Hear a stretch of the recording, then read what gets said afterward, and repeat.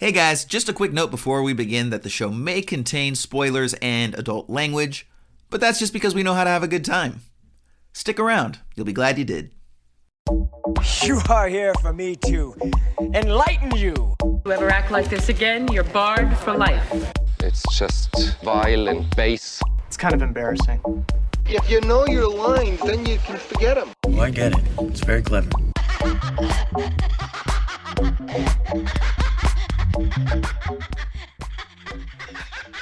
Hello, peoples, and welcome to another episode of Esoterica Cinema, the podcast where we take films from the cinematic multiverse and discuss the hell out of them. I am your host, Ryan Siebold, and with me, as always, is a man who recently opened the world's first Ouija board social club, Mr. Jason Peters. Well, this is usually where I'd ask you, what's up, Ryan? But I have actually already gotten in touch with your late great uncle, and he let me know that apparently you're a little Loki, buddy, which for anybody listening, Loki means like you're out of balance. So, Okay. He would like me to tell you that you are not eating enough Bavarian root and that you need to drink more tomato juice as well. Is he here? Is he in the room right now? No, don't be silly, Ryan. Let me talk to him. No. Put him on the phone. That's not how this works, man, okay? Put him on the phone. I have to deal with people Can you just summon him? It's your social all club. The time. We have this, like, we have a protocol for dealing with this at the club because there's a lot of skeptics out there who don't believe that we actually make contact with the afterlife. And then, of course, there was all of those daytime talk show hosts that kind of ruined it because everybody kind of figured out their grift for a while. Do you happen to recall their names? I do not remember their names at all. Remember South Park did like the biggest douche in the universe on them? Oh, yeah. What's That's that right. dude's name? Jonathan Edwards? Edwards is right. Is it Jonathan? I don't think it's Jonathan. So. Something Edwards. Let's not review movies. Let's just spend about 7.5 minutes trying to remember someone's name here. I think that'll be really good audio, really good radio for everyone to tune into. While Ryan looks that up, here's my rendition of "Girl from Ipanema."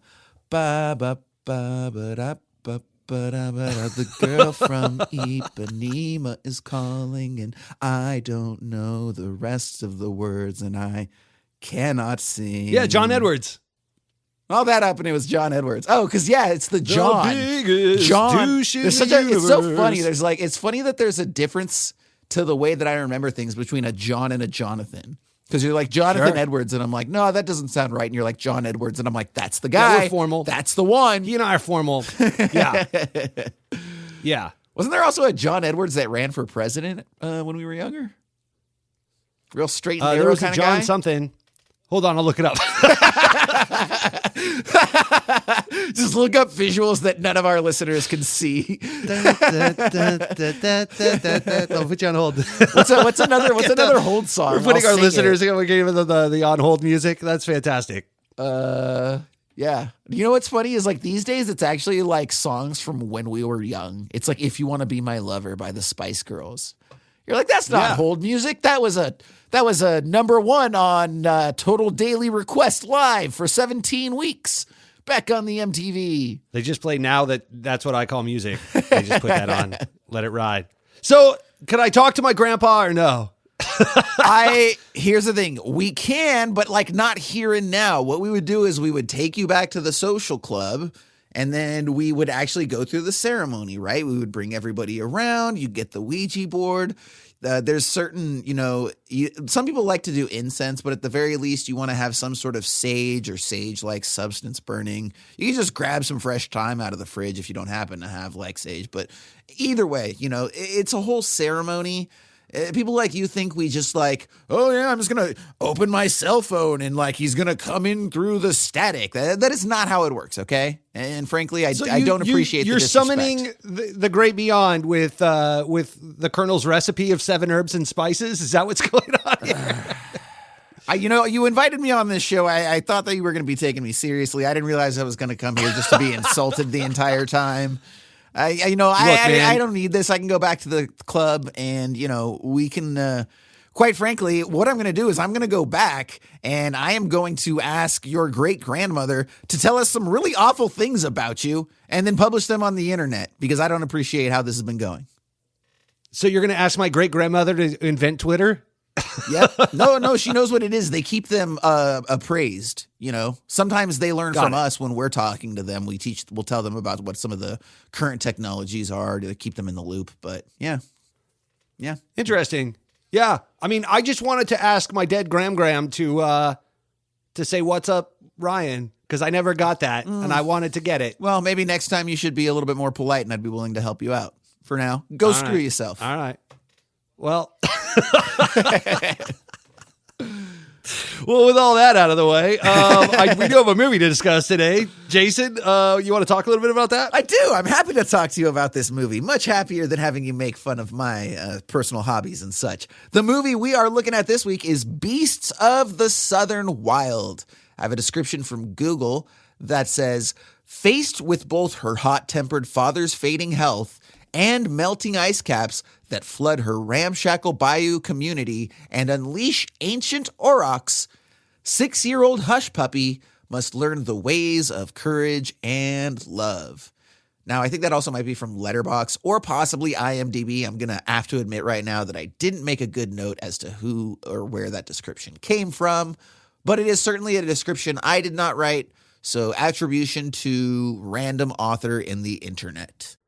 Maybe it came from the great beyond. Maybe someone, is trying to come through and tell you about Hush Puppy. I was trying to move on, but since you brought it back up, that is actually how I got this description. And let me tell you, it took about 7 hours and 38 minutes having to go to each damn letter time after time. Also, time on that you might triangle. be surprised to know your great-grandmother wrote this. She's very talented. I did not know she was such a good copywriter. Big Ben Zeitlan fan, my grandmother. Yeah. But anyways, so believe we have a trailer to watch here. Is this where you asked me what I think about this movie? That's where it is. I was kind of lost on that. I was like, where do I go from here? Yeah. So Ryan, I need to ask you, since we're talking about it here, what did you think about this movie? Hold on. I'm getting a sense. Oh, this is going to take a while. I got to burn some thyme and rosemary and some pepper and salt here. I'll tell you what. Let me get back to you right after this trailer. The whole universe depends on everything fitting together just right. If one piece busts, even the smallest piece, the entire universe will get busted.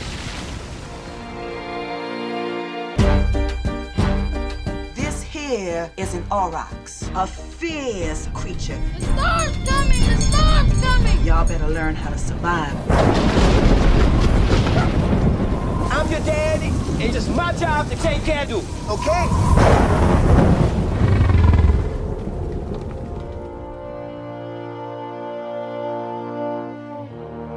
And it all goes quiet behind my eyes.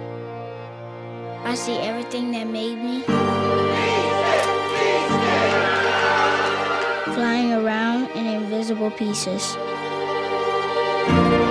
I see that I'm a little piece of a big, big universe.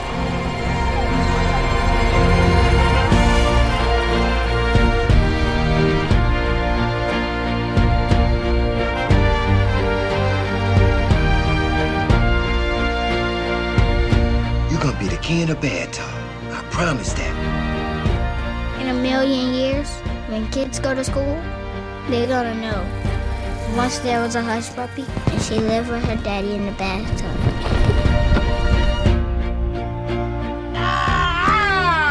Who the man? I'm the man! Before we get into the specifics, I will go ahead and give you my high level, and then I will ask yours, and then we'll get into it from there. I thought it was okay. I will have to admit I was slightly disappointed just because I did have high expectations. This is a film that had been on my radar for a long time. I remember it being nominated for Best Picture, won all sorts of awards when it came out, probably about 10 years ago, I think at this point, right? Yep. And almost exactly. Yeah. 2012. There you go.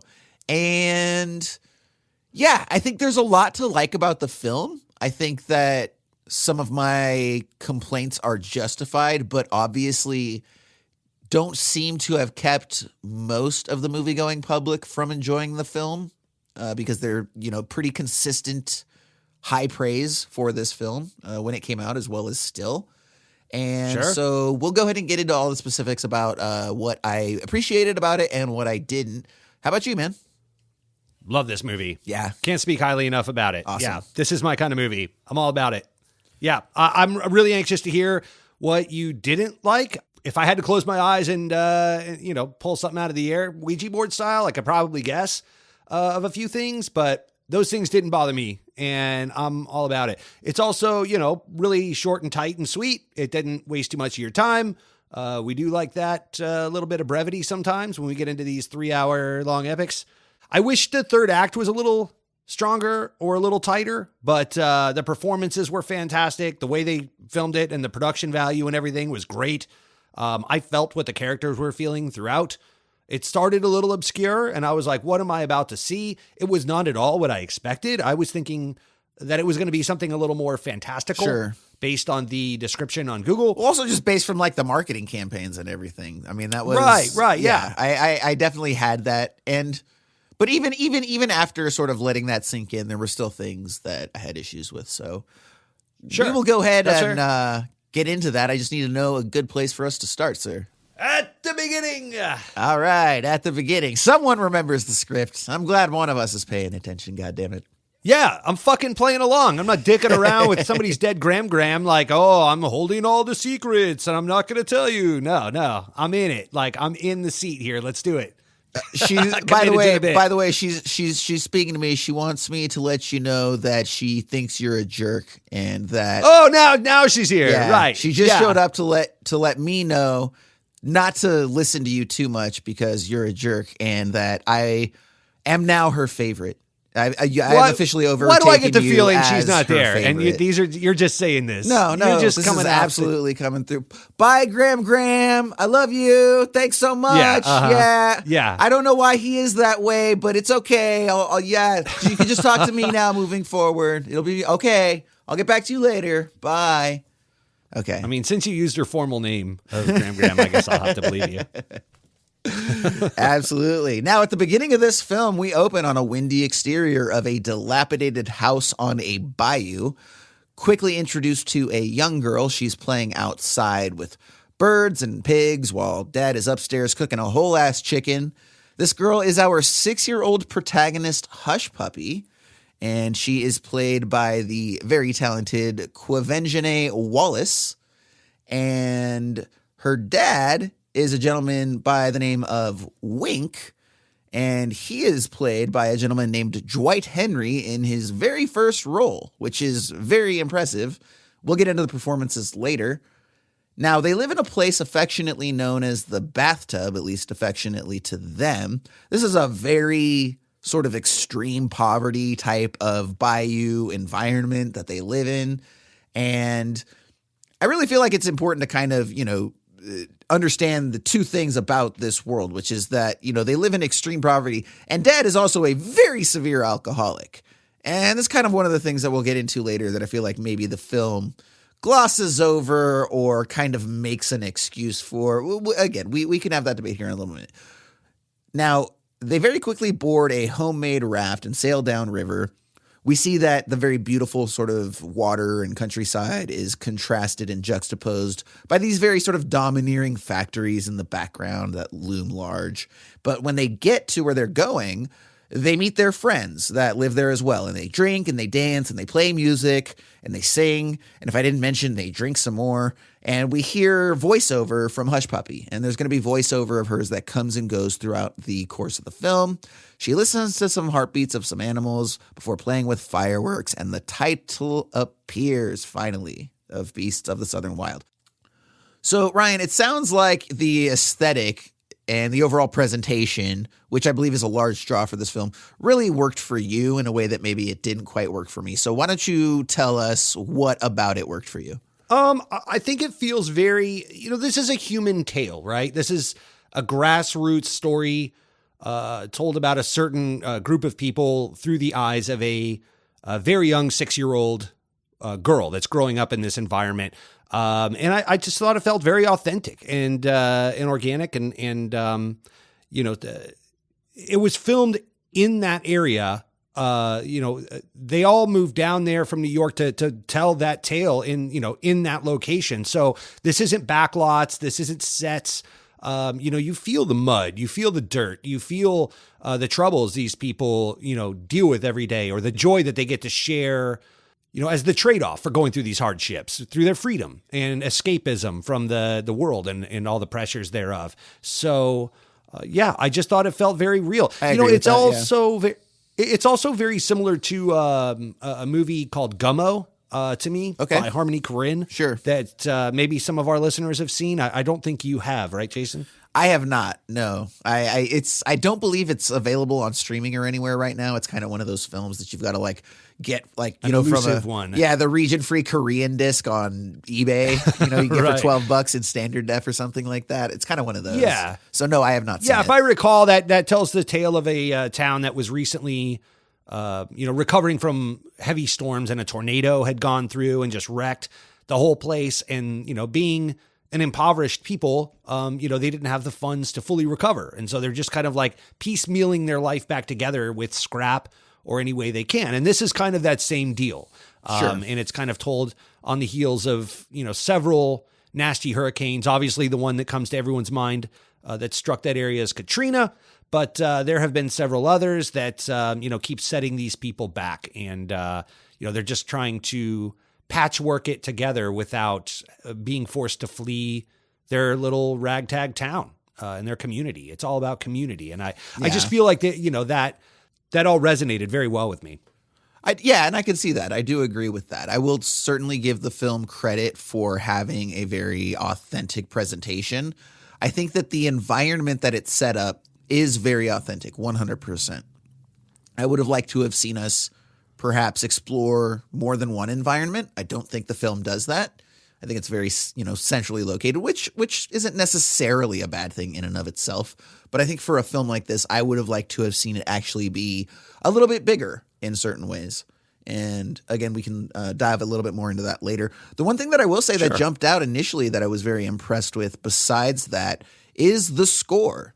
And in looking at it, it looked like it was a collaboration between this guy, Dan Romer, and the actual writer-director of the film, Ben Zeitlan.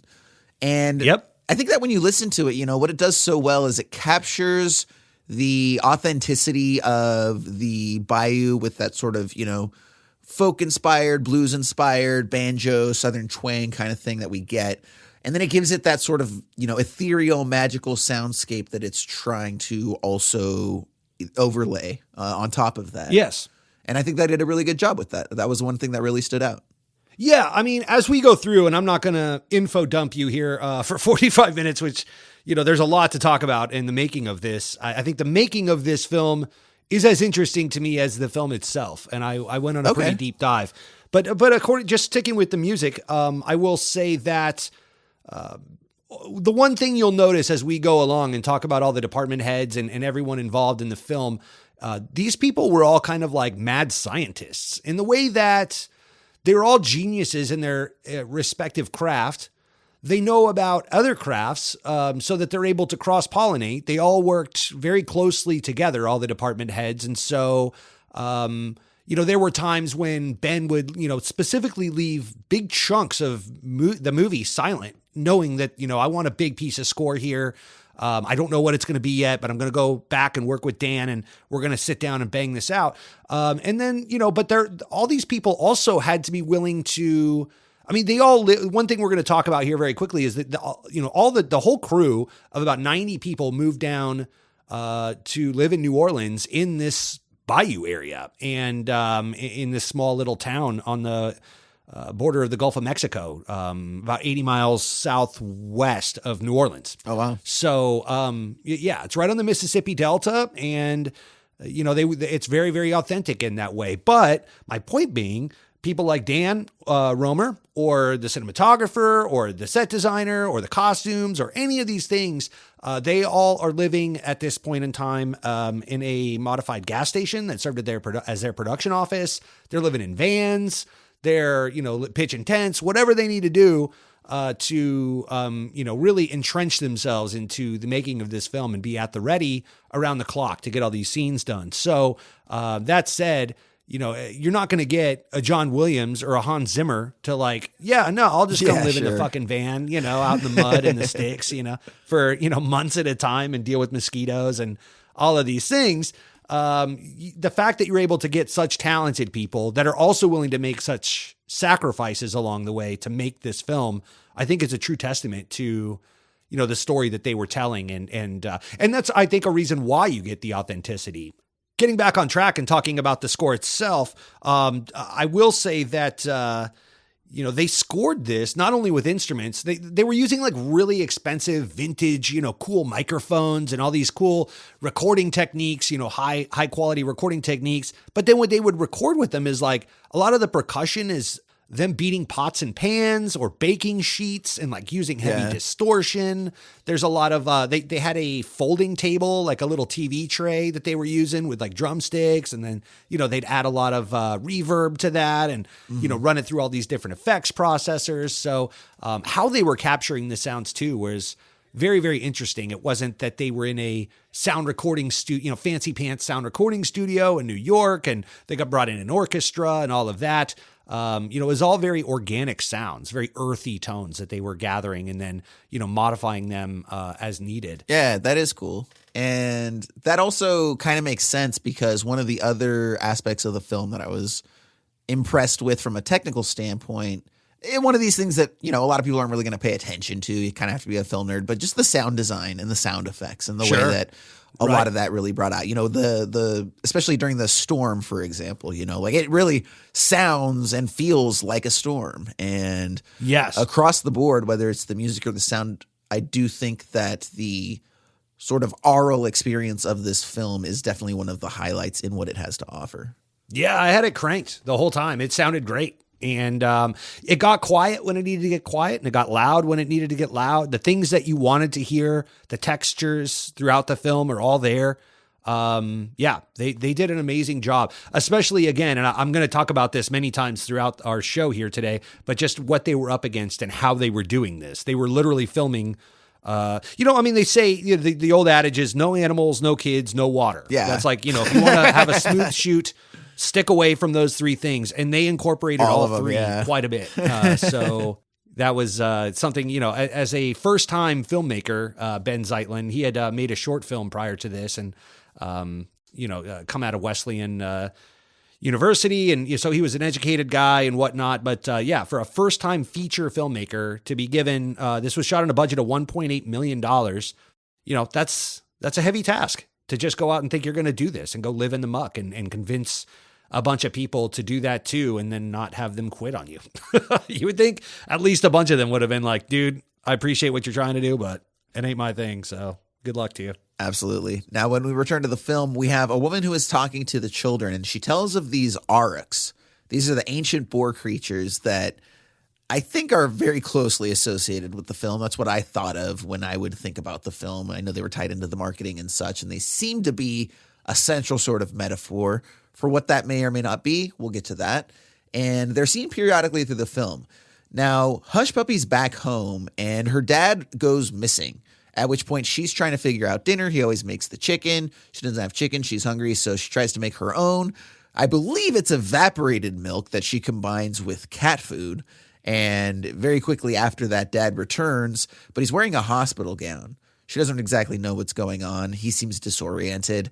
And of course, this concoction that she's making for dinner, it catches on fire. And the kitchen and sort of her side of the house, because they kind of have sides of the house, entirely lights ablaze. And so Dad has to run in and, try to put it out, but he doesn't. So then he ends up chasing her outside, catches her, smacks her, and then she punches him in return in the heart. And that's when he sort of falls back. We get this image of the ice caps melting, which, it remains to be seen whether those two moments are supposed to be tied to one another, but the film does present it as though as they are. And then she has to go get him medicine from one of the local people. It's sort of like a homespun medicine of, whatever root, this, that, the other. And by the time she returns, Dad is gone.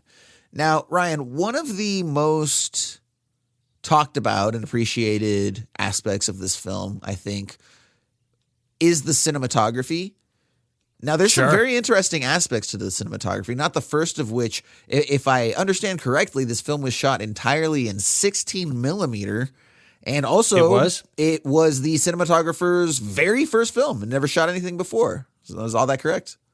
That's my understanding. This is his first feature. Now, I'll start by saying the cinematographer's name is Ben Richardson, and Ben, the director, Ben Zeitlan, met in Prague in 2004. It was at that point they decided they wanted to collaborate and work together. So Ben Richardson, the cinematographer, shot Ben Zeitlan's first short film, the one that got him all the notoriety and funding to do this film. Back in 2008. That movie is called Glory at Sea, and I believe it is available online for you to watch. That was when they moved down to New Orleans and really got entrenched in the culture, which brought them to this movie. So Ben Richardson's a stud, man. He went on to go do things like Fault in Our Stars. He shot Mayor of Easttown with Kate Winslet.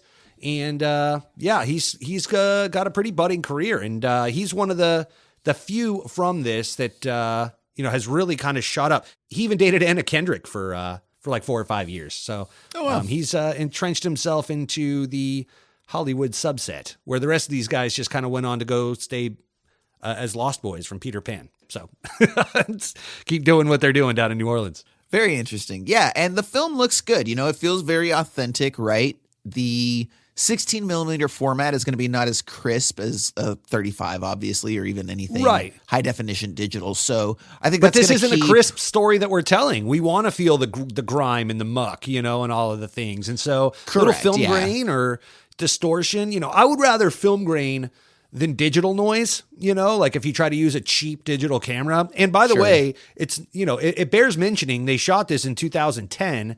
So, there wasn't a lot in the way of digital advancement back then. I don't even know if the Canon 5D Mark II had come out yet. So where they would be able to shoot with prime lenses or cinema lenses in 24 frames per second. Yeah. So I think we were still on that old school digital tip where, you were either using maybe an Aeroflex digital camera. They might have had some technology like that, but nothing that would have been available to these guys. So 16 mil it is, and they did a great job. He also restricted it to mostly 2 lenses. They shot with 25 millimeter and 50 millimeter, and they found that those 2 lenses gave them the points of view, because this whole thing is told from the point of view of Hush Puppy, right? The 6-year-old girl. Mm-hmm. So a lot of low angles. You're kind of seeing things through her eyes. You're down at her level. You're never looking like down at her. Very rarely are you ever looking down at her. Sure. Most of the time you're looking up at everyone else,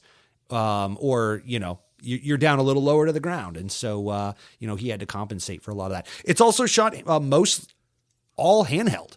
So a lot of shaky shots too. So you got to be in for that.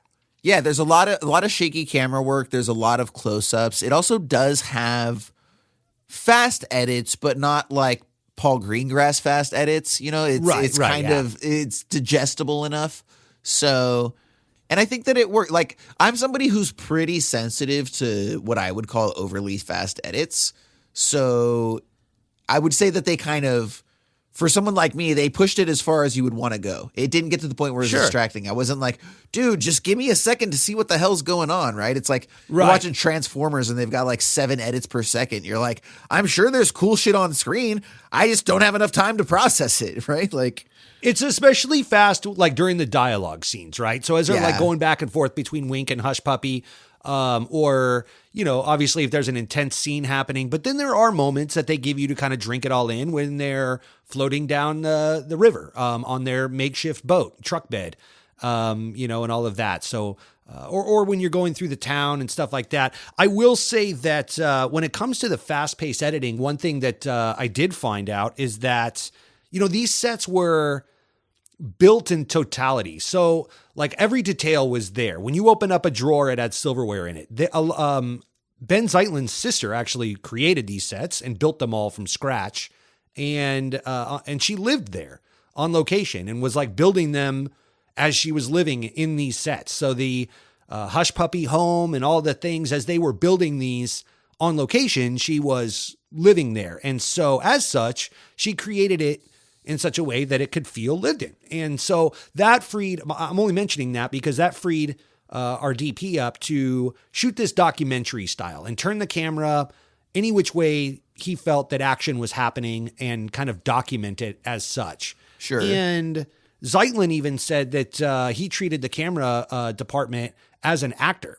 So he would direct the DP to get performance out of him and the camera work in the same way that he would give notes to Hush Puppy or Wink or any of the other characters on set.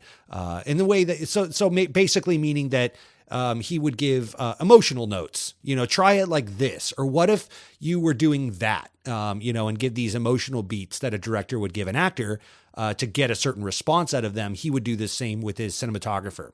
And that's why sometimes the camera work is very frenetic and the edits are very quick to reflect that. And other times they're very, slow and methodical and let you drink in this environment if that's what that shot or that scene needed to evoke. Absolutely. And we're going to discuss a little bit more about what the overall effect of the viewing experience is by way of those decisions. When we get to the film for now, we're back and Hush Puppy's wandered into town. And, hey, look, Dad shows up.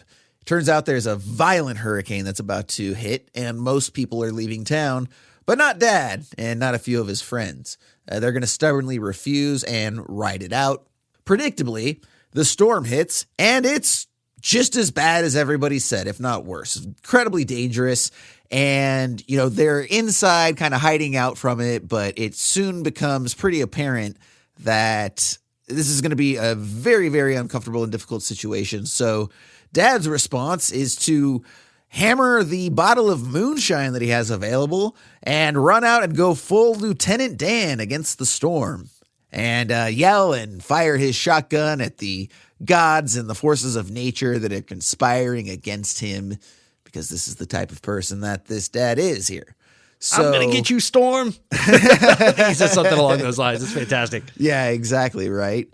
And I suppose it's sort of an extension of the, man against God idea. In this case, God being assumed by nature. Sure. But once again, this is an incredibly dangerous storm, and you'd have to think that he's lucky to still be standing after all of that is said and done. And stand they do. We cut to the storm subsiding. We see that Hush Puppy and her father Wink have both survived, but there has been major damage done. And this is obviously where some of those, Katrina illusions are going to come into play, and we're going to see the effects of a devastating storm. And so they decide that they're going to take their makeshift boat and sort of travel down and see if they can see any survivors. And along the way, also, Dad's going to try to teach her some survival techniques and such, because basically he's of the opinion that the world's coming to an end. And so his response is to teach her how to fish with her bare hands. Now, you got to punch those fish. Ball of your fist. Yeah, It's just some good old fashioned fish punching. That's what I have here in my notes. I'm like, absolutely. Oh, okay, yeah, it's hilarious. So let's talk about these characters, okay, and the acting associated with them, okay. I've expressed this before. Once again, we need to differentiate between acting and character and characterization, right? Okay. A character is the character that is on the screenplay that gets brought to life on screen for us. And acting is the actor's ability to portray that character, right? Okay. So I think that nobody is going to disagree with the idea that Hush Puppy and Quvenzhané Wallis are both outstanding. The character is a great character. She's a young kid trying to figure things out. We automatically sympathize her.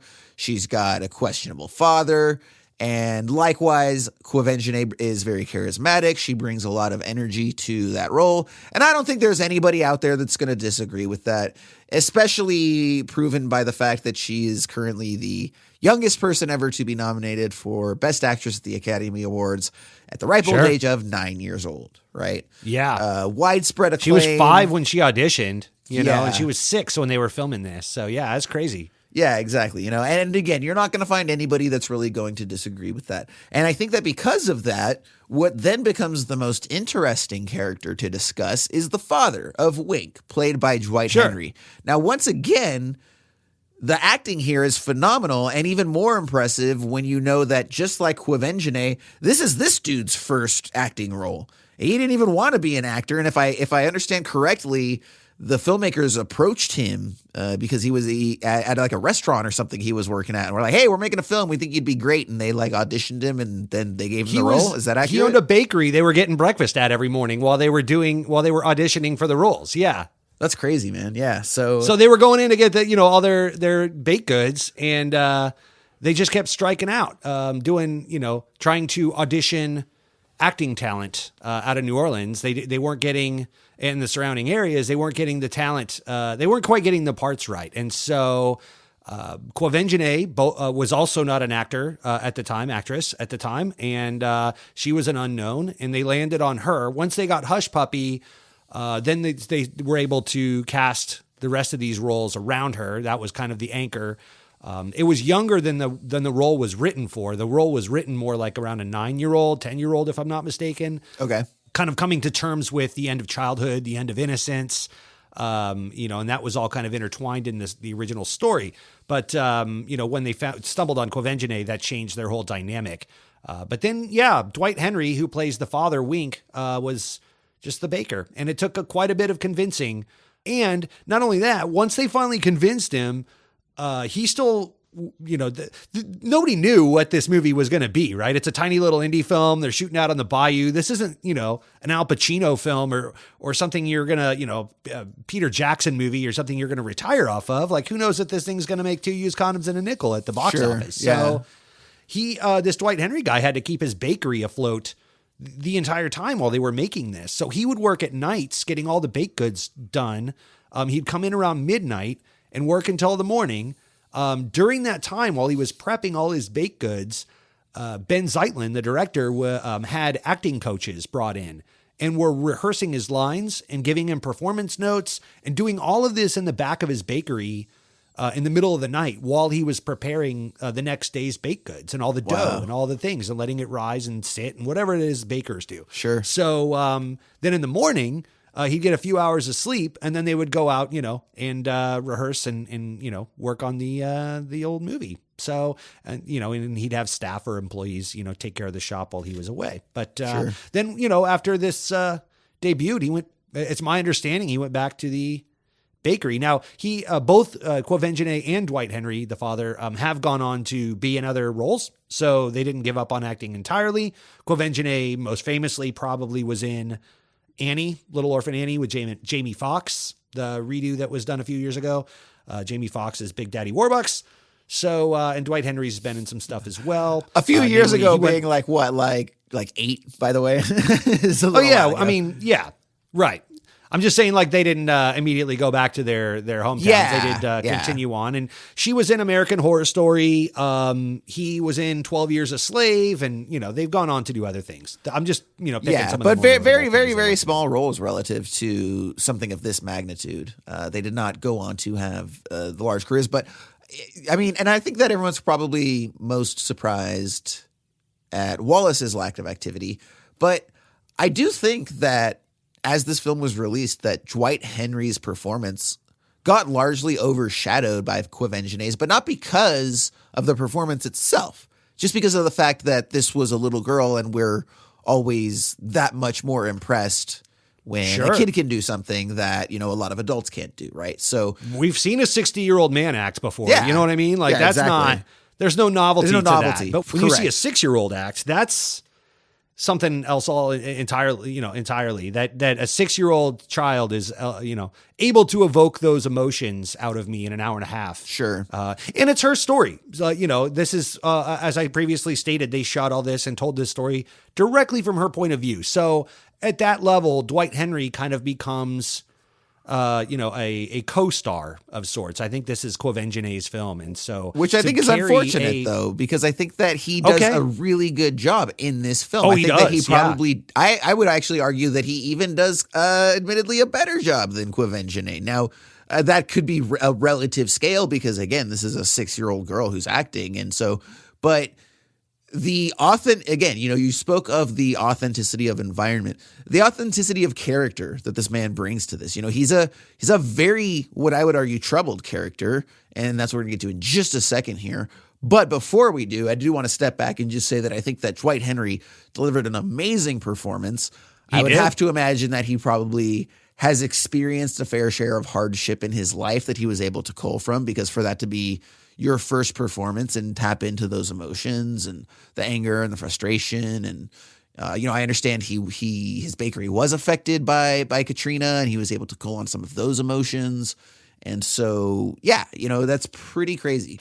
Now, so just real quick, just to kind of touch on this, I know you keep bringing up Katrina, but it's worth mentioning Katrina hit more on the east side by Slidell in New Orleans, and it kind of came up around that way. Now, it did obviously impact where they shot this in Isle de Jean Charles, which is, again, 80 miles southwest of New Orleans.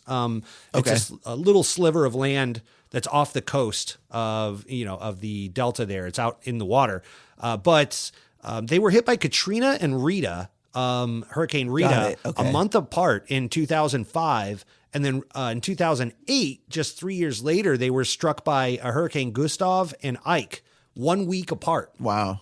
Something else we'll talk about. Within 3 years to have 4 hurricanes blast your land.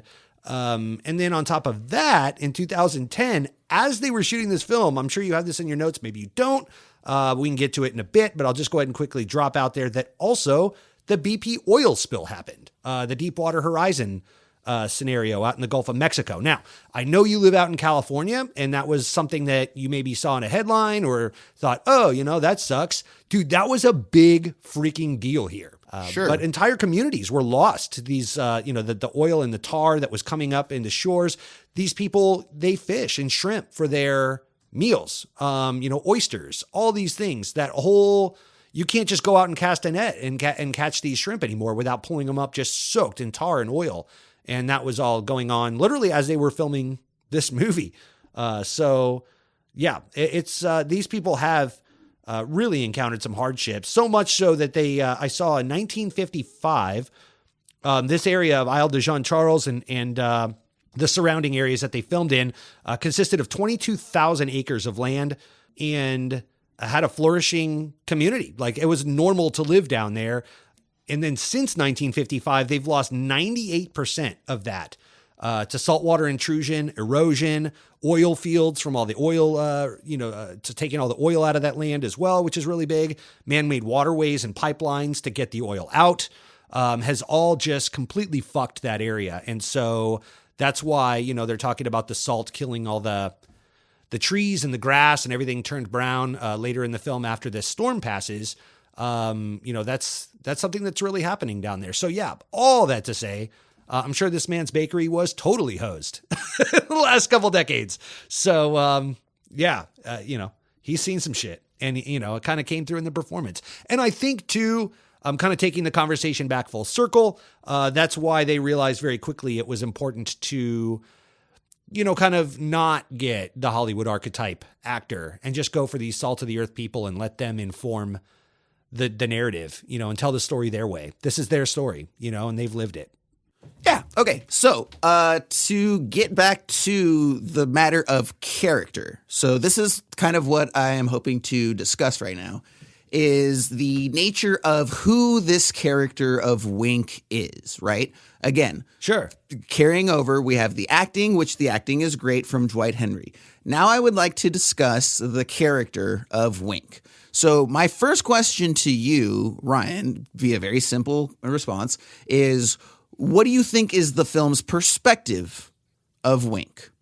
What does the film, and by extension Ben Zeitlan and everyone else, think of Wink and how he's portrayed? I don't know if this answers your question, but I have mentioned several times that I think that it's Hush Puppy's perspective. So okay, but if the film is Hush Puppy's perspective, then what does Hush Puppy think of Wink? And by extension, the film. Right. Yeah. He plays different roles throughout the film. It's a little inconsistent from that standpoint in the sense that sometimes he's her best friend and, almost like an older brother character, even though he's, many, many years her senior, where, it's like, okay, here's what we're going to do, and he kind of lays it all out when they're going through the storm and he has a vote of confidence. Also when they're arm wrestling, I'm going to teach you, how to be a man. You're going to beast it, when they're eating the crab and all of that. And it's a very much an older brother kind of character, a best friend. Okay. But then there are times when he is vulnerable, namely when he's sick and telling her, I may not always be around and all of that. That's all done through a very confusing lens, because I believe Hush Puppy would be very confused about something like that, or trying to come to terms with mortality. And then there are times too where he's a violent drunk and not a good father and threatens and, but I will say even in those moments, he takes a lot of shit in stride, namely Hush Puppy literally burning down her house, when she's cooking the cat food concoction. We kind of skipped over that, but yeah, she literally burns her house to the ground. And, he was a little upset about it, but then like in the next scene, he's like putting tape on the floor saying, okay, this side's mine, this side's yours. Don't come on my side, blah, blah, blah. They're divvying it out. So again, we're kind of back to that. To be clear, you think that the film thinks that's good parenting? Oh, no, not at all. I didn't say that. So that's what I'm trying to figure out. People are just doing what they need to do to get by. So you don't think the film has a positive or negative view of Wink? You think it's just like, here's this guy Wink. Here's what he is. Think what you want about him. Is that what you think the film is doing? Well, no, Jason, I think you're bringing up a good point, which is, kind of a moral quandary that the film softly proposes. It doesn't really beat you over the head with it. It kind of lets you come up with your own conclusion, which it sounds like you did. But it's, it's the fact of like, so this father, Wink, is raising his daughter in the bathtub. And, if you were raising your daughter in such precarious situations and the government was trying to relocate you or give you assistance in some way, even so much as healthcare to try to get you back on your feet again, and you were too stubborn to accept that, in one breath, I could say, okay, that's their home and it's generational land. And it was, the folly of man that stripped that away from them, one could argue, and all of these things. But on the other hand, it's like, yeah, but regardless of what the cause is, if you got to go, you got to go. Like your house is fucking falling apart. One caught on fire. You have a daughter to look after. And this community is looking after each other too. Like you would think they would want better, when they can't fish anymore. And it sounds like some in the community do feel that way. In fact, you see a majority of them leave when the first storm comes. And he's like banging on hoods, like, well, you all leaving, blah, blah, blah. Yeah. They're like, fuck yeah, dude. Like, you're not. So, I see his side. I mean, I definitely understand, like, it's your home and you've lived there your whole life. It's all you know how to do and how to provide for yourself. They speak very ill about people on the other side of the levee or, the common man, so to speak. That's kind of how the film opens, with her little monologue and stuff that she's describing how her dad describes it over there. But I don't know. It's definitely a moral quandary that I understand, but I do tend to agree with you more than not, just in the sense of, you got to do what's best for your own.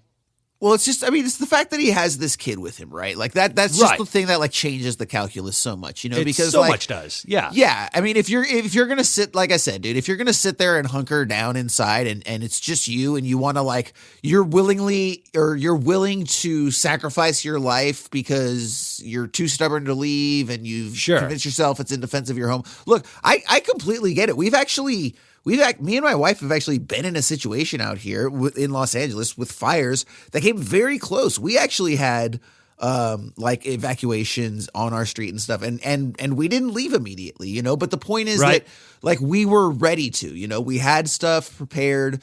We stuck it out maybe longer than we could have or should have, depending. But the point is, like, there was a certain point where it's like, look, if things get this bad, we have to go because we have a kid. Like, we can't, if we want to be stubborn and try to, fight nature and all of that, and we pass, and that's how we go out because of our decision, that's fine. But like, once you have a kid here, you got to, if they need to go, they need to go. You got to protect them first and foremost, even if it means potentially losing your house or whatever. So, like I said, and it's layered too, because he's got, like, what is it, cancer or something like that? He's ill with something.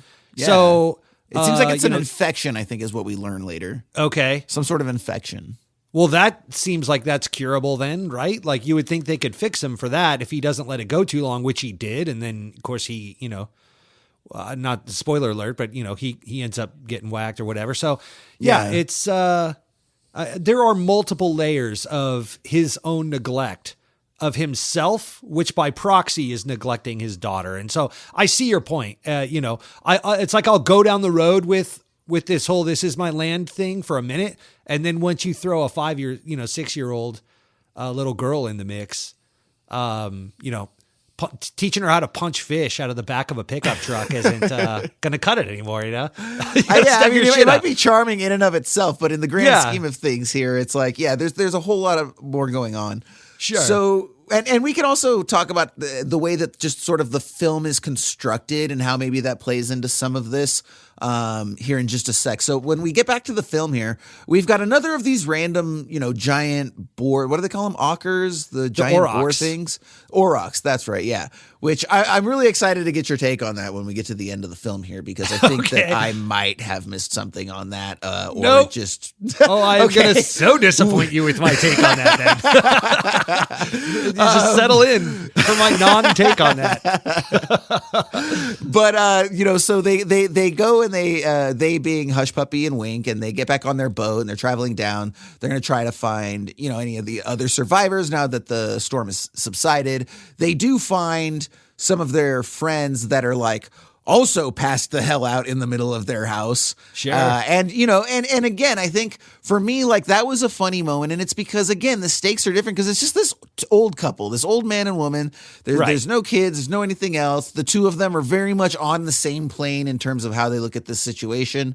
So again, like I could see, you or anyone else disagreeing with me on, the father's character. But again, it's just like, when you have this 5-year-old kid there's this whole element of, like, basically child endangerment that you have to take into account. Right. And that's just the way that it is, and so again, that's why that character takes on that shade for me. But so there's totally also and there's also a really interesting scene that I didn't understand. And again, much like the boars a second ago, this is perhaps something you can help shed light on. But it's a couple weeks later, to your earlier point, we have like the salt water that's sort of killing off the vegetation and the wildlife. It's all, the ecosystem has been damaged and uprooted, and those effects are now starting to take hold. But there's a scene very quickly here where I believe they strap explosives to an alligator and then blow up a levee with it. Yeah. I had no idea what's going on, Ryan. Do you have any light on that? I think they were trying to let the water drain and pass and level off. So, the levee is obviously there to hold back the water from getting into the town. And so if you blow up the dam, then all that water that was flooding their land, the bathtub, and bringing in all that salt water, that all can now flow freely into places it's being held back from, and the tide will balance itself out, right? And it'll just keep going until it finds its own level. That's what water does. So, I think they were, trying to find an apparatus to, strap. Now, why they chose an alligator, I think that's just some southern shit right there.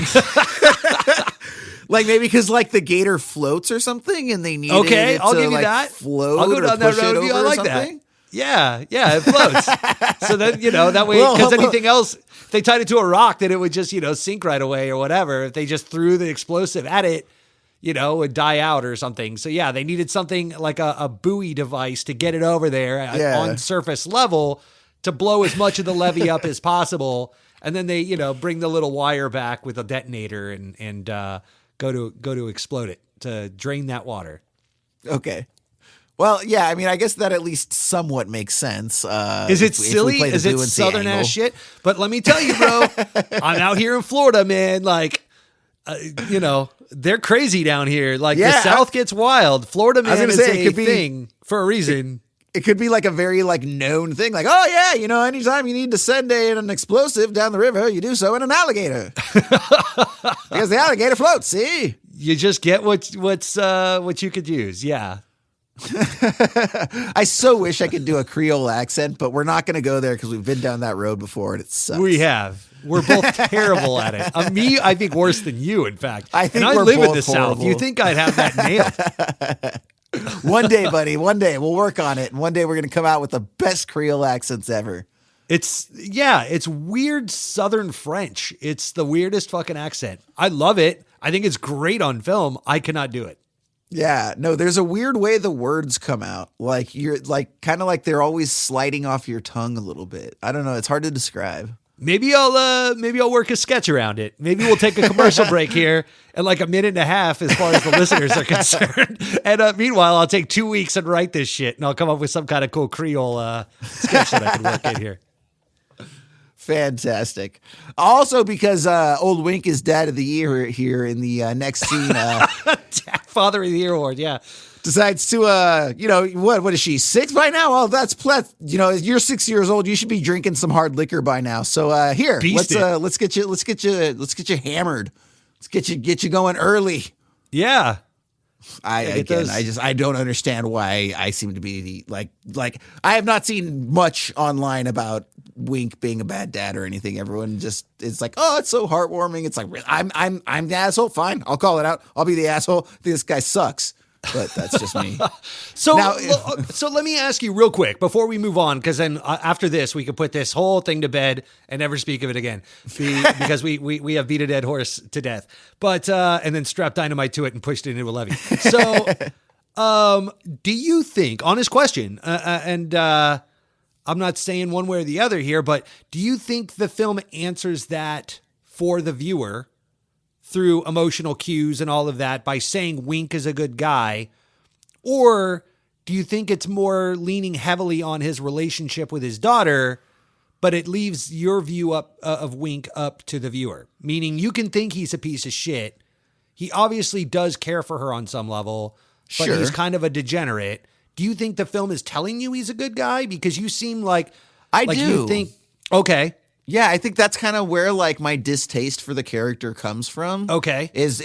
I feel like the film wants me to think that he's a better guy than he is, right? Got it. It's like, I don't know, dude. It would be like if, you have a good female friend and she's like, oh, I'm seeing like the greatest guy. Like, oh man, he's just like the biggest gentleman. And like, he comes over and he's just absolute piece of shit, right? And you're like, wait, this is the guy you were talking about? Smoking in your house. Because you made him out to be this and I see him as that. And then then later on, mom calls and it's like, oh, wasn't Brad a sweetheart? And you're like, what? No, what do you mean? Like, you took a shit in the middle of your carpet, right? And then everyone's like, oh, but that was for laughs. Wasn't that funny? And you're like, no, sure. No. And then like, you're the asshole because you don't like Brad, but you're like, I'm onto you, Brad. This feels like the plot of a Ben Stiller movie, by the way. Yeah, just because someone takes a shit on the carpet, that's a plot of every Ben Stiller movie, I feel like. Metaphorically speaking, not literally, but yeah. Yeah, but no, it's just one of those things where you're like, look, man, I'm telling all of you guys, this guy's got he's fleecing you. He's got the wool over your eyes. I see the truth. I see him for what he is. He's a piece of shit. And everyone's like, nah, dude, this is a you thing. And you're like, no, I'm telling you, look out for him. That's how I feel about this Wink guy.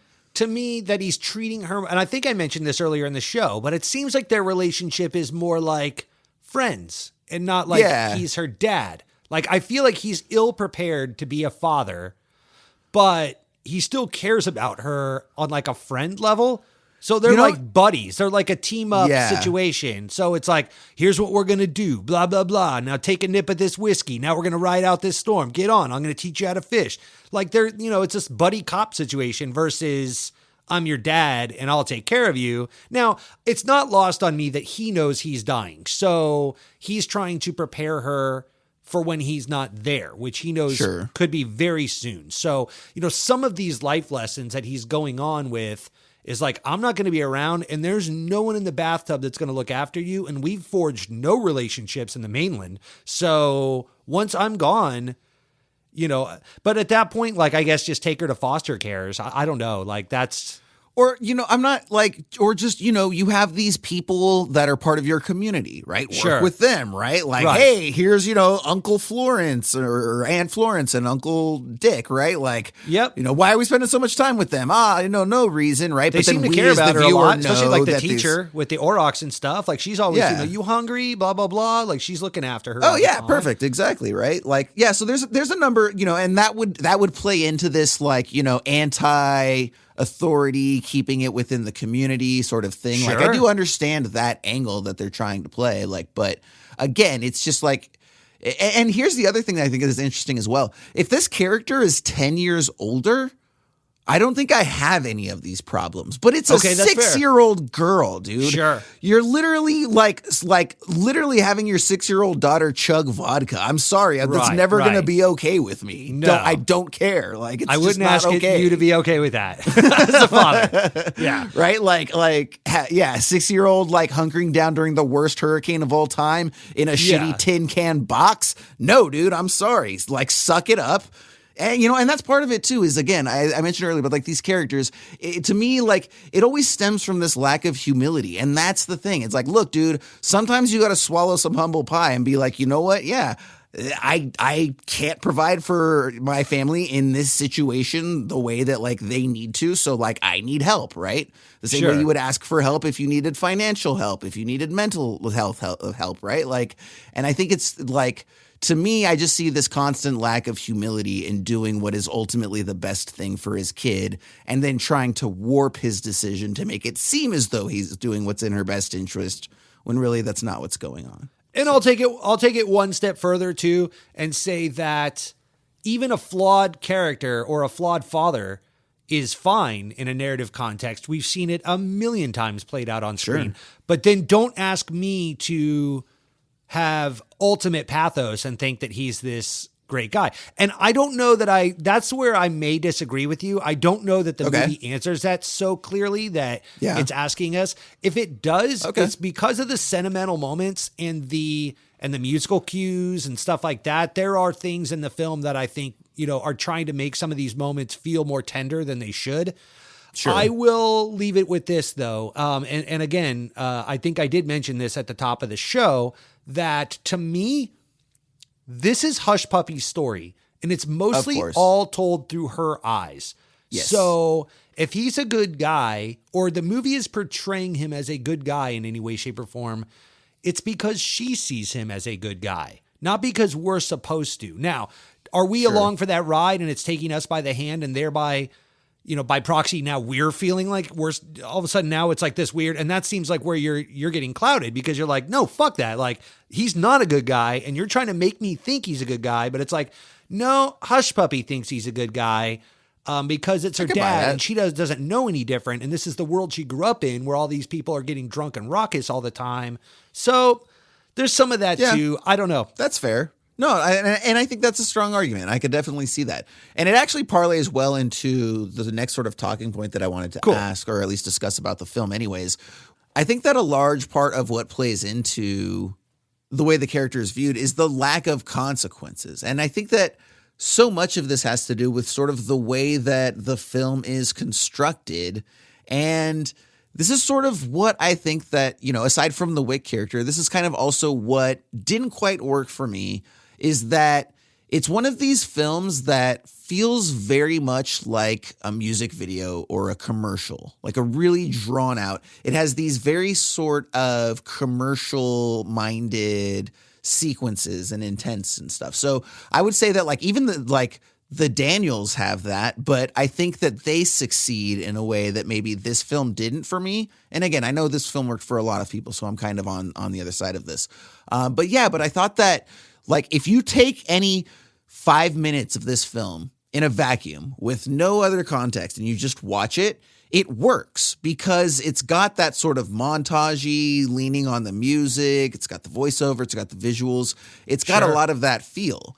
So, but then when I take it as then a 90-minute film and I'm taking it in totality, it feels like it's just a bunch of stuff happening and it's all stitched together and we never really get to dive into any of it. And because nothing bad happens, like basically, again, I think that is partly why I would say that the film has a positive view of the father, because in spite of all his neglect, everything just seems to constantly work out for them, right? Whether it's a result of him or not, like the house survives, even though all of the other houses in the neighborhood were trashed. They survived the storm. When they end up getting taken by the government officials here, like they're able to at least treat his infection to keep him going for a while longer. And so he's never really, at least until the end, and, of course, death being the ultimate punishment, right? But along the way, I just feel like, maybe things continue to work out, and it's just, it's difficult for me to resolve because I know the film is trying to be, positive-minded, and it's trying to be of a certain emotional thing, but it's just so, but when you take the genuineness and the authenticity, I don't know. Like, there's something about that doesn't play together for me. Does that make any sense at all? It does. It does. Yeah. There are minor character choices too, like making him an alcoholic that might have changed some of the pathos for him. Because if he was doing the best he could, but just was dealt a bad fucking hand, and like you said, leaning on the community aspect, which they did a great job of, building that into the script and showcasing that the bathtub was this great community. If they would have used that as more of a positive outreach for Hush Puppy and not made him such a heavy drinker. But look, I mean, that changes the whole thing though, because these are flawed characters and they're portrayed as such. It's just, a lot of the endangerment aspects. Like, and that's the thing. Like, it's not, I mean, we've seen plenty of dads that were alcoholics and loved their kids and were good dads, and we have pathos for them. So, yeah, we've seen that character before. Again, it's just the fact that this guy is constantly either neglecting her for days at a time or putting her in these very dangerous situations and then just kind of brushing it off. That's kind of what I take so much issue with. What about the parents from Home Alone? They did that to Kevin McAllister for days on end, twice. They did. Absolutely. They were horrible parents. Yeah. And they asked that fucking movie asked me to have pathos for the McAllister family. And I refuse. Those bastards. I don't think. Yeah, no, it's just Kevin. Yeah, that's the thing. And it's the same thing here, right? The kid that gets abandoned is the one you have the pathos for. Sure. The parents, it's like, shame on you. Yep. Yeah. So in terms of where the film is at, we've gotten to the point where, again, the government officials come, they move Hush Puppy and Wake to a shelter. The dad's revealed to have some sort of infection. The doctors operate immediately, and then he tries to send her off, and she gets pissed off and refuses. And that's when he kind of gets the, like, I'm trying to protect you and save you. And so, yeah, the whole Lassie thing. Yeah, exactly. Just go on, get out of here. Yeah. What is it? Harry and the Hendersons. Yeah, Harry and the Hendersons. Go on, no one wants you. Tale as old as time. Yeah. But she obviously sticks around, and they do end up escaping. And then I don't really know what Hush Puppy and these kids thought they were going to get by grabbing a single lifesaver raft and running straight into the ocean. I don't quite know where they were planning to go, but the four of them do, and end up getting picked up by a floating lighthouse owner who, to me, sounded a lot like Mickey Rourke. Shady little character. And from there, they're taken to a floating girly bar, Elysian Fields or Elysian something or other. And I couldn't stop thinking of Flippers from our Lighthouse episode. I'm like, it's fucking Flippers. Yes, I knew it. There's a brewery. I want to say they're out of Washington. It's Elysian, and they make one of my favorite beers of all time called Space Dust. And I couldn't just stop thinking, like, I really wanted the Space Dust when that popped up. I was like, oh, this is why they have product placement, because it works. I really want a beer right now. But I have to admit, so I completely missed this. So oftentimes I will use some of the various summaries that are available online, like from Wikipedia or something, when I'm going through and I'm building out the notes before the show, just to kind of, make sure that I didn't miss anything. Or sure. Now, some of them are way off base, by the way. You cannot trust a lot of those things.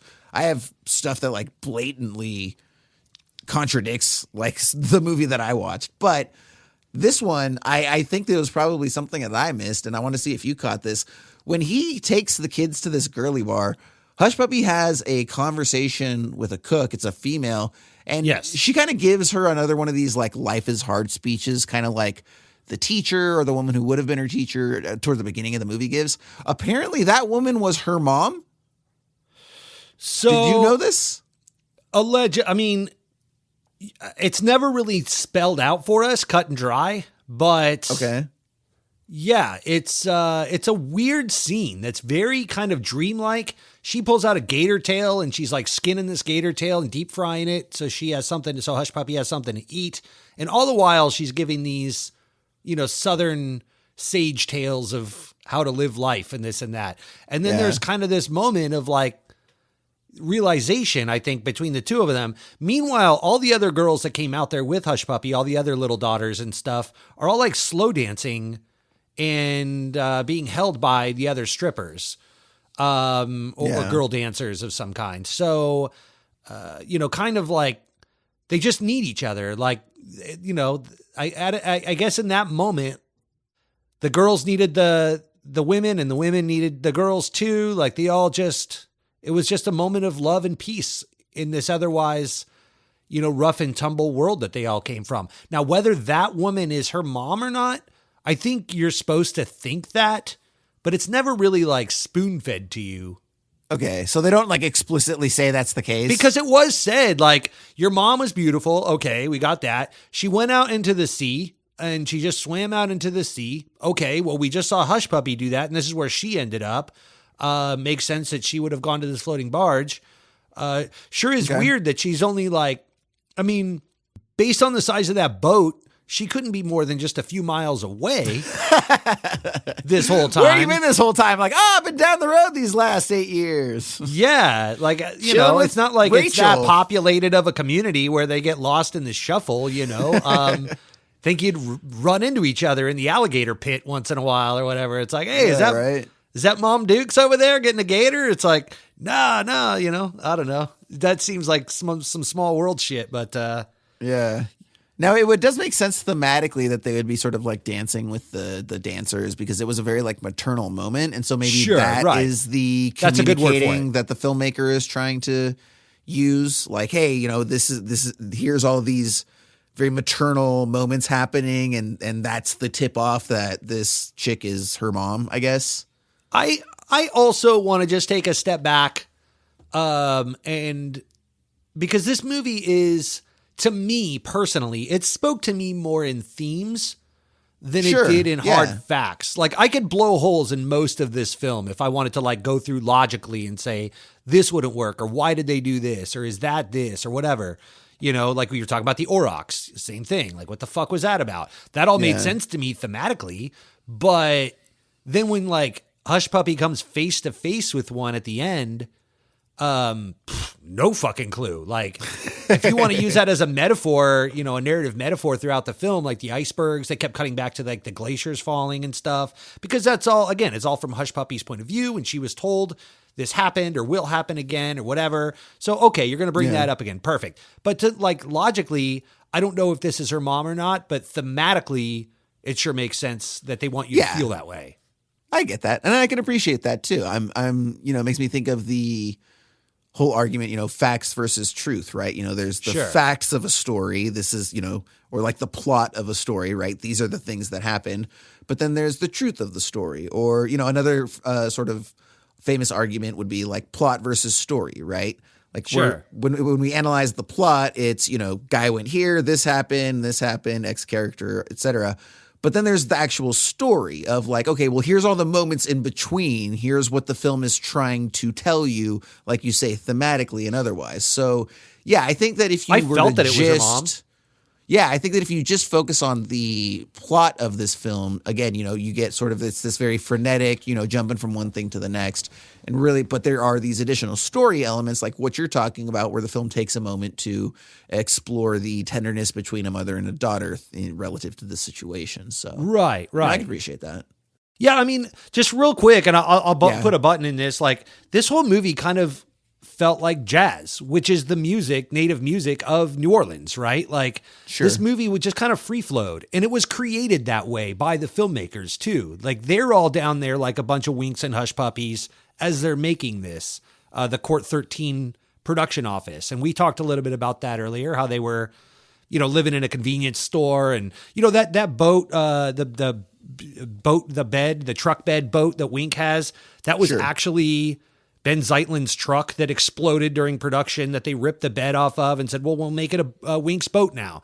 So that became Wink's boat. So that's everything was like, they were living like the Lost Boys from Peter Pan down there at like 28, 30 years old, making this film on a minimal budget. And so, living out there being eaten alive by mosquitoes and dealing with snakes and all the overgrowth of ivy and vines that they would have to cut off of their sets because it kept like swallowing their sets. They'd have to go out there with machetes and hack it all down. So, I mean, this was like true grit, making this shit. And so I just think that, I look at this film in totality, both the making of behind the scenes and the narrative of the film itself, really free flowing like jazz. And you could appreciate that. Or you could look at it and be like, where's the chorus? Where's the bridge? Where's the hook? And look for the, the structure in it. And there isn't a lot of structure in it.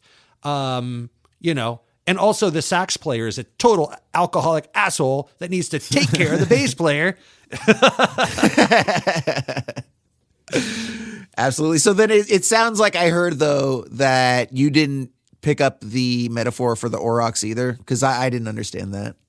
No, just that Hush Puppy was told that they were going to, they kind of, I guess, represented the change in the world, maybe. That was the best I could do with it, was like that teacher. I kind of missed it because I was just getting into the film. It was at the very head of the film. She's having a conversation with her teacher. Maybe you caught this better than I did because I was still kind of getting situated into the film and settling in. But the teacher's having a discussion with Hush Puppy and discusses like, back in the cave days and stuff, because she's got a tattoo of these aurochs.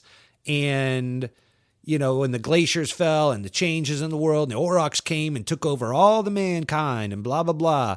So I just kind of, the best I could do with it is that it represented like a huge change in the world, like evolution of some kind, in the same way that, the ice age turning and the death of the dinosaurs, like all these different cataclysmic changes that our Earth has seen over the years. The aurochs were one of the symptoms of that or the outcomes of that. So as she's seeing the aurochs, that's kind of like changes that are happening in her life. Best I could do for you, buddy. Yeah, no, I mean, I think symbolically. I just think it's a really simple metaphor. I don't think it's that there's nothing in there, but it's just like, I think it's really kind of just almost surface level a little bit, because I think that because it kind of carries over from the ice caps melting, to your point. And so I think if you sort of picture it, it's like the ice caps melt and then the aurochs are rushing as a result of that. Let's call them like an extension of the ice caps, right? And all of this is sort of reflective of this cataclysmic future that is spent the entire movie rushing towards Hush Puppy. And then when it arrives at the end, rather than be overtaken by it or intimidated by it, she stands up to it, and then the force of nature then bows to her, and she's in control of that. Thus, the metaphor being she's in control of her future or the future at large. So, but it's a pretty on the nose thing. Like, you just, if you spend all movie alluding to this thing, then when it shows up, you kind of expect it to have some sort of impact, right? Or at least have a great soliloquy or monologue or bring some sort of something, but it just shows up and then it's like, oh, actually, we weren't needed the whole time? Oh, okay, never mind. We'll just lay down and take a nap then. It's like, well, then why'd you spend the whole movie fucking building these things up?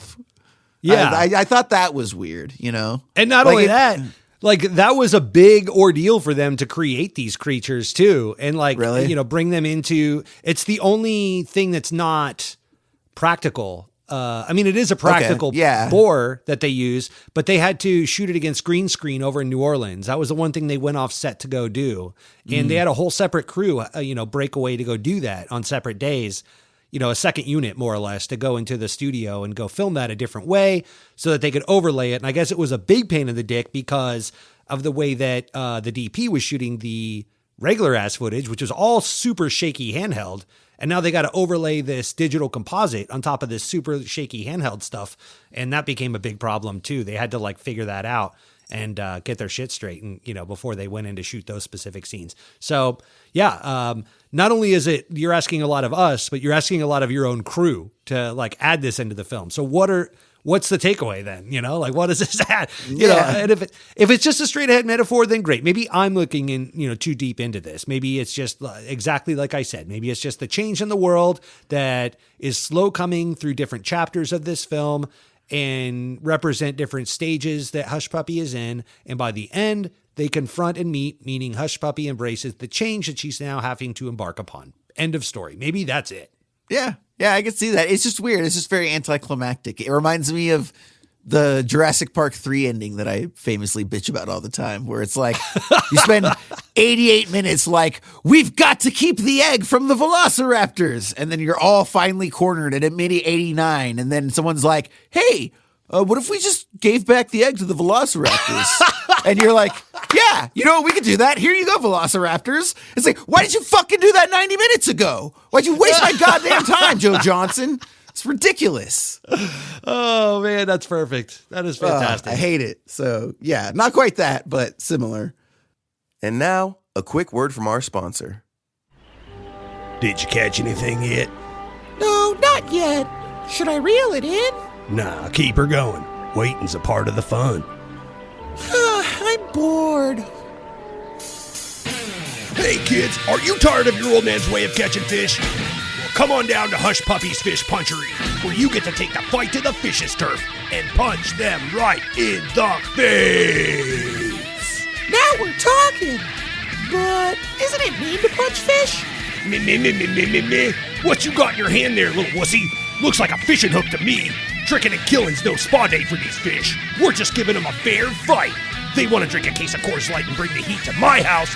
They can bring it up with Darwin. I guess you're right. And it is way more fun.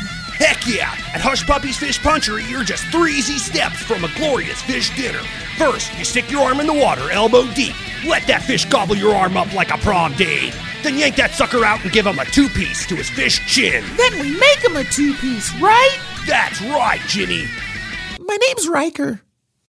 That's a stupid name! Come on down to Hush Puppy's Fish Punchery, where you're just 3 easy steps to dinner. It's as easy as 1, 2, 3. Just come on down to Hush Puppy's Fish Punchery! On the corner of 6th Street and McMaster's. Call 818-483-6285 today for a reservation. And now, back to the show.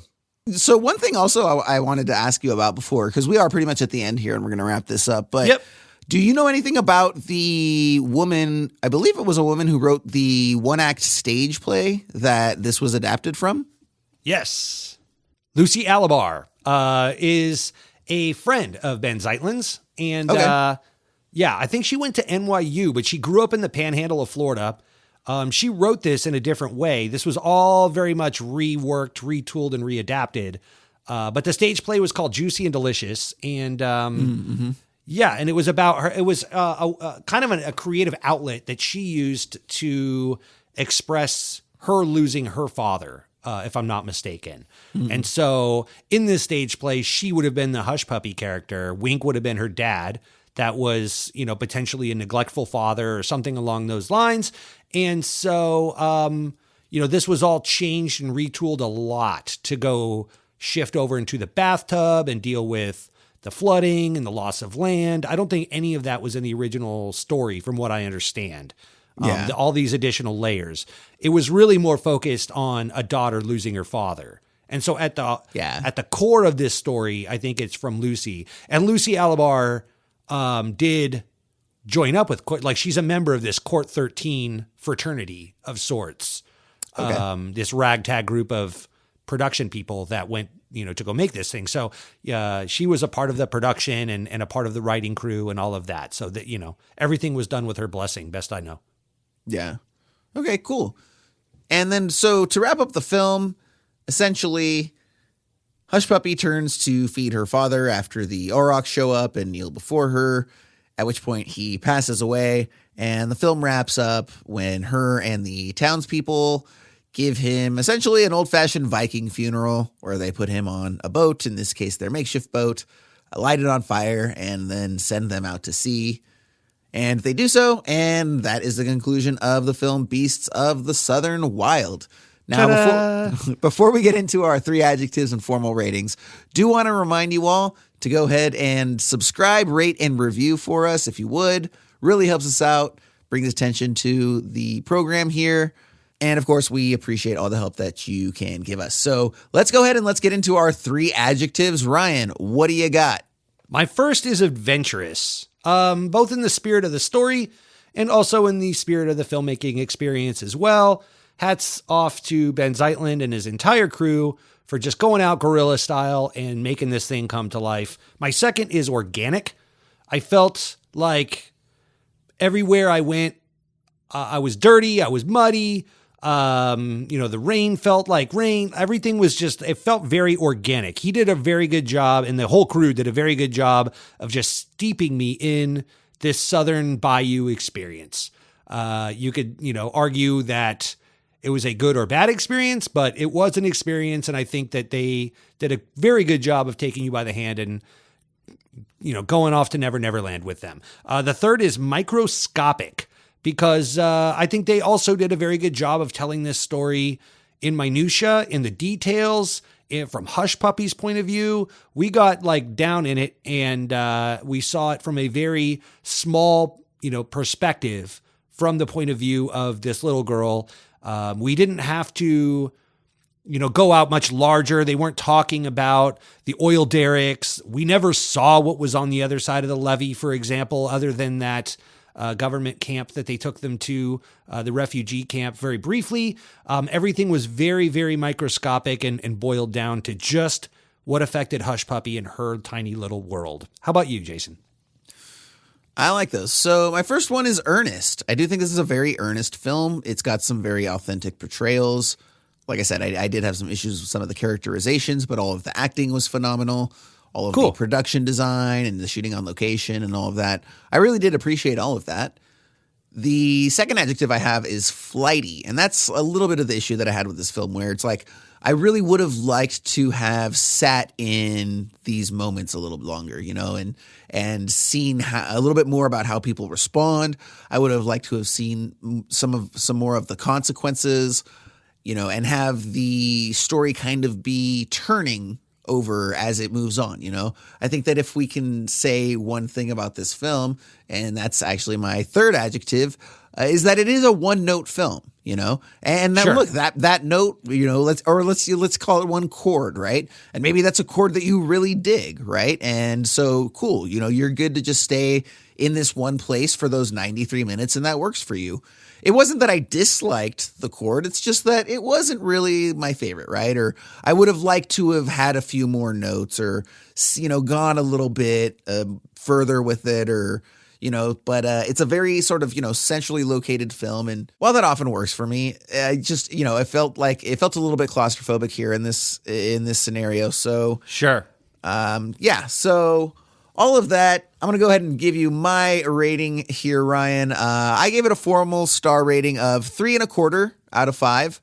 Like I said, I thought it was a good film. Didn't love it, didn't hate it, but it was solid. And like I said, it was between the character of Wink and just the overall aesthetic and presentation of it wasn't so much my bag. But again, it's still a very well-made film.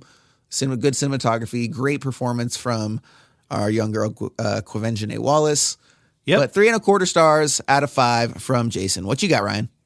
I'm giving this one a straight ahead A. I love this movie. Nice. I would watch this again in a heartbeat, especially considering it's only an hour and 30 minutes. It's a short one. So I think it definitely warrants a rewatch. I will say next time I watch it, I will be watching it through a different lens. I think that it was easier to get me to go along with some of these things. I think I'll be a little more critical now that I've heard your points of view, because I do agree with a lot of the things that you were saying. Maybe they just, good old Ben got the best of me with his smooth jams and, charming little actress. I just was whisked away, and I like this movie a lot. The experience was great for me. Awesome. So we would love to know what you, the listener, has to think about this film. Obviously, you heard some differing opinions here between myself and Ryan. And again, we would love to hear from you. Couple different ways you can reach out to us.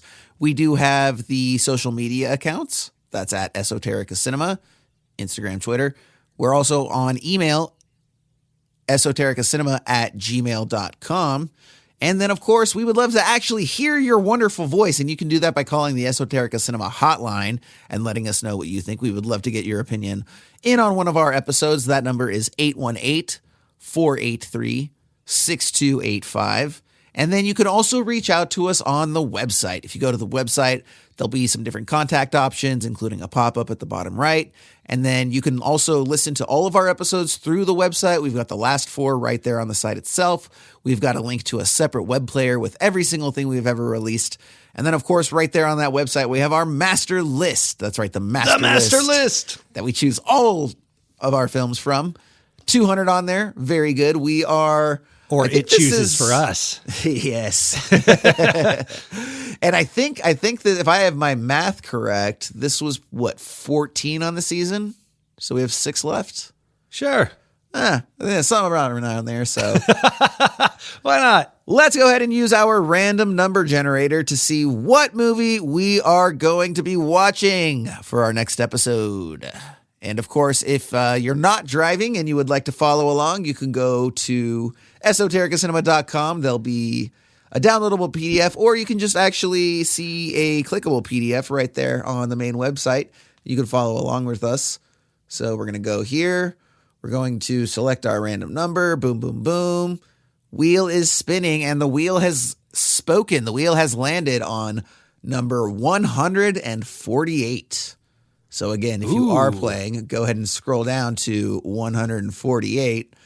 I just scrolled down. Oh, wow. Okay. Yes. Oof. So this is a wonderful film, Ryan. I've seen this film once before in the last handful of years. It was my first time, and I adored it. It's a very, very emotional film. Super, super strong.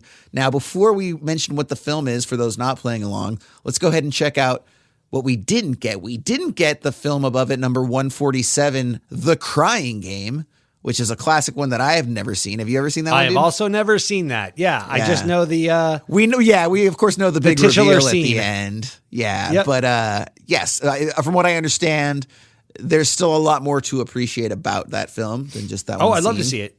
Yeah. And the other film that we did not get is 149, The Enigma of Caspar Hauser, which is actually a documentary from my main man, Mr. Well, you do the voice. Jason. Whether Caspar Hauser is an enigma or not is none of your business for now. We will find that out in another episode when 149 is chosen.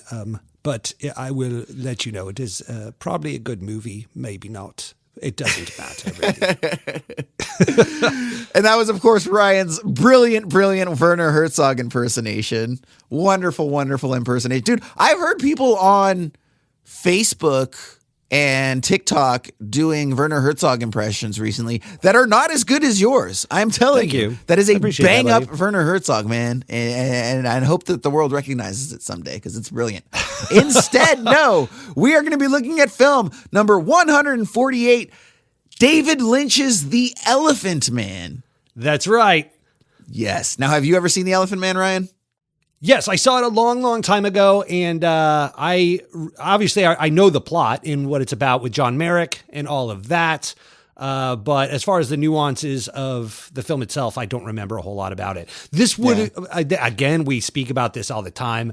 This would have fallen in that mid to late 90s, 5 movies, 5 days, $5 kind of film that I would have watched it back then. You know, when I'm trying to catch up on all the classics and shit, this would have fallen in that.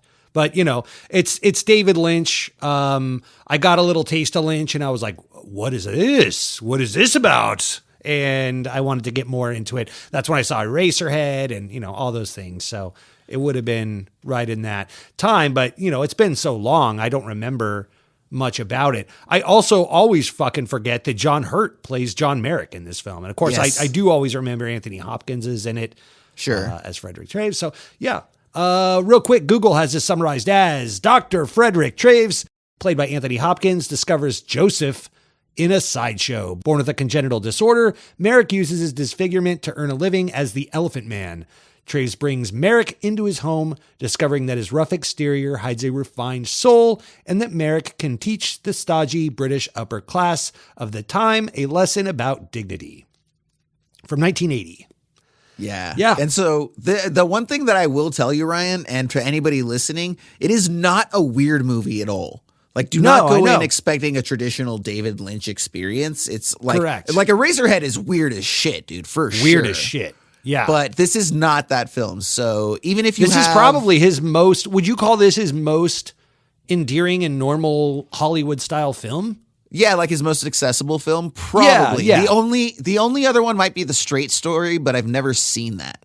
But I understand. Never seen it either. That's his G-rated film for anybody that doesn't know. Weird. Yeah, I didn't know he made a G-rated film. That's about a guy traveling the country on a tractor, like an old farmer guy. Cool. Yeah, so I feel like this is going to be more in line with that. But yeah, this is definitely not going to be a Blue Velvet or a Wild at Heart. So just in case anybody listening doesn't like weird cinema, I would still highly, highly recommend you check out The Elephant Man. It's a strongly emotional experience. It's a very solid, dramatic film. It's not weird as shit, and it's really well done. So at least this is what I remember of it. I'm looking forward to going back, and maybe I'll have a different opinion this time around. Who knows? Looking forward to it. From Beast of the Southern Wild to Beast of the Northern Wild. The Elephant Man. Absolutely. So to everyone who would like to join us for the next episode, be sure to watch The Elephant Man ahead of that. In the meantime, thank you so much for joining us and listening. We will see you next time here on Esoterica Cinema. Enjoy the movies.